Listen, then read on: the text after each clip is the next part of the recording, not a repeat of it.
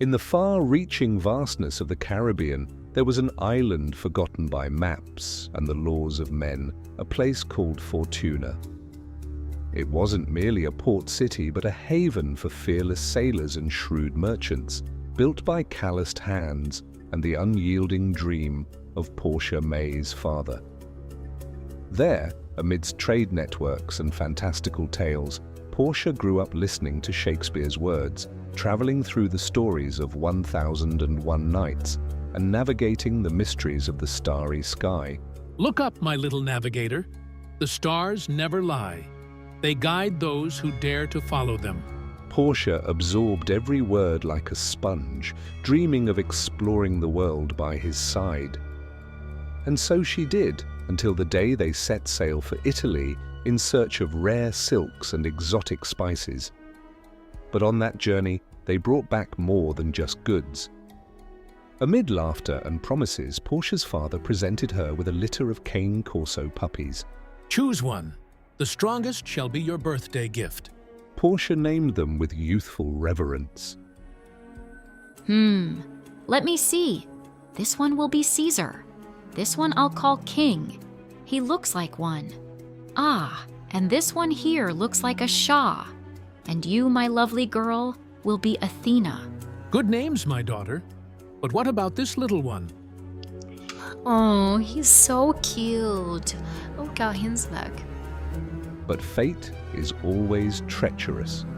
On their return voyage, dark clouds and fierce winds suddenly loomed over the horizon.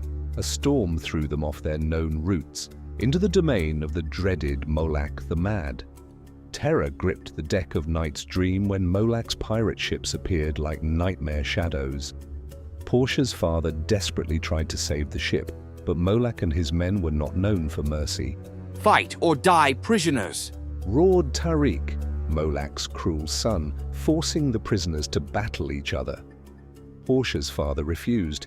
He was not a man to bow to chaos, and for that he paid the ultimate price, his life taken before Portia's eyes. Portia was spared only to become a pawn in Molak's cruel game. With promises of plunder and destruction, he forced her to lead them to Fortuna. But the young girl, with a heart ablaze and a mind as sharp as a blade, had other plans. Under the starlight, Portia steered Night's Dream into forbidden waters, the Dragon's Tooth. Captain, I think we should turn back. This fog, this place, it's cursed.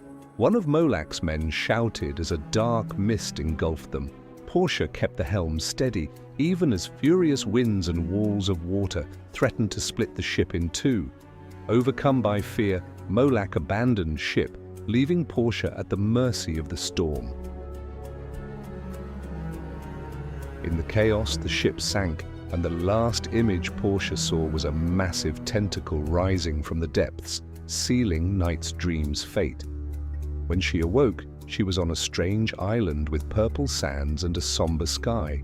Snug, miraculously by her side, licked her face as if to say, "Get up, the fight isn't over." The years that followed were a brutal test of survival. Portia and Snug faced not only the creatures and perils of the island, but also the demons within her mind. Yet, when she spotted Night's Dream adrift once more, something inside her awakened, an insatiable hunger for vengeance. Portia became a legend of the seas, a feared captain who hunted pirates relentlessly. But even when she finally found Molak the Mad, the story did not end there. At the final feast, she unveiled her cruel revenge, presenting Tariq's head as the main course. The revenge tastes good, doesn't it? She whispered, watching the horror on her enemy's face. But before she could finish what she had started, Molak vanished into a mist, leaving Portia at the mercy of the parasite, consuming her soul. Years later, as she walked along the shore of another forgotten island, she heard a sound that froze her heart, a familiar bark. Snug? Hey, come back here! Snug? Without hesitation, she ran into the fog, determined to finish her story with the only friend who had never abandoned her. In the vastness of the Caribbean, legends tell of Portia Maye, the captain who defied monsters, pirates, and her own sanity. And they say that to this day, her laughter echoes in the winds, accompanied by the bark of a loyal companion. Ah, my friends, gather around the fire, for the theories surrounding Portia Maye and her fateful destiny in the world of the entity are as dark as the mists that shroud our souls. Deep secrets and questions dance at the edge of the unknown, and each is a piece of a macabre puzzle. Did Portia truly escape that island? Did Tori have something to do with invoking the entity? And what of Snug? Did he really follow Portia into the realm of the fog?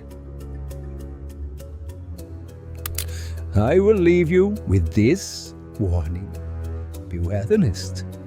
You may be watching, waiting for the right moment, or perhaps you are awaiting it.